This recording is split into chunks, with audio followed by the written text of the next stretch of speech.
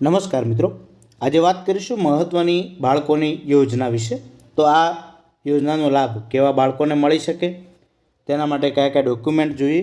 બીજું એ વિનંતી કે તમારી આજુબાજુ કોઈ આવું બાળક હોય તો આ વિડીયો જોયા પછી એને ચોક્કસ લાભ મળે એવું કરવું જોઈએ।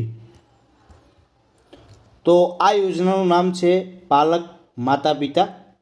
ગુજરાતમાં વસતા 0 થી 18 વર્ષની ઉંમરના તમામ અનાથ બાળકો કે જેના માતા પિતા યાત નથી અથવા તો પિતાનું અવસાન થવાથી માતાએ પુનઃ લગ્ન કર્યા હોય અને એક સુધારો થયો છે એ જોઈ લઈએ।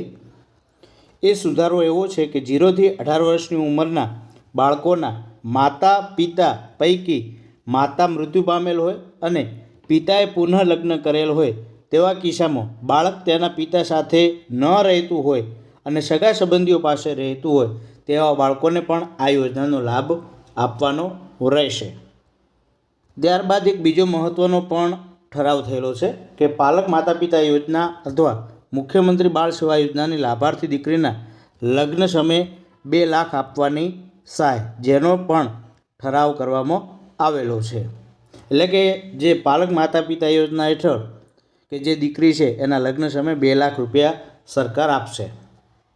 હવે કયા કયા ડોક્યુમેન્ટ જોઈએ કે બાળકનો જન્મનો દાખલો, શાળા છોડ્યાનું પ્રમાણપત્ર, કોઈ પણ એક પ્રમાણપત્ર, બાળકના માતા પિતાના મરણના દાખલાની પ્રમાણિત નકલ, જે કિસ્સામાં બાળકના પિતા મરણ પામેલા હોય અને માતાએ પુનઃ લગ્ન કરેલા હોય તેવા કિસ્સામાં માતાનું પુનઃ લગ્ન કરેલ અંગેનું સોગંદનામું અથવા લગ્ન નોંધણી પ્રમાણપત્ર અથવા તલાટી કમ મંત્રીનો દાખલો, પુનઃ લગ્નનો પુરાવો, આવકના દાખલાની નકલ, ગ્રામીણ વિસ્તાર માટે 27,000થી વધુ અને શહેરી વિસ્તાર માટે 36,000થી વધુની આવક હોવી જરૂરી છે કે જે એમની પાસે રહે છે તેમનો, બાળક અને પાલક માતા પિતાને સંયુક્ત બેંક ખાતાની નકલ, બાળકના આધાર કાર્ડની નકલ, પાલક માતા પિતાના રેશન કાર્ડની નકલ, બાળક હાલમાં જે ધોરણમાં અભ્યાસ કરતું હોય એના પ્રમાણપત્રની નકલ અને જે પાલક માતા પિતા છે એમના આધાર કાર્ડની નકલ।